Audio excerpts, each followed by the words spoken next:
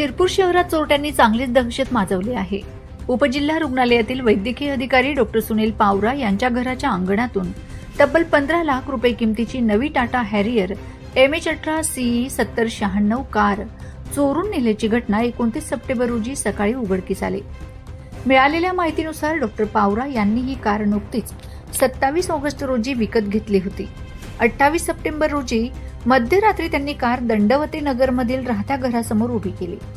मात्र दुसऱ्या दिवशी सकाळी रुग्णालयात जाण्यासाठी बाहेर पडल्यावर कार गायब असल्याचं त्यांच्या निदर्शनास आलंय। सीसीटीव्ही तपासण्यात आले। यात रात्री 1:15च्या सुमारास काही संशयित व्यक्ती कार घेऊन जाताना दिसल्याचे फुटेज समोर आले आहेत। या आधारावर डॉक्टर पावरा यांनी शिरपूर शहर पोलीस ठाण्यात तक्रार दाखल केली असून अज्ञात चोरट्यांविरुद्ध गुन्हा नोंद करण्यात आला आहे। पुढील तपास police head constable Rajendra Rokade करीत आहेत। माझा खानदेश न्यूज ब्युरो शिरपूर।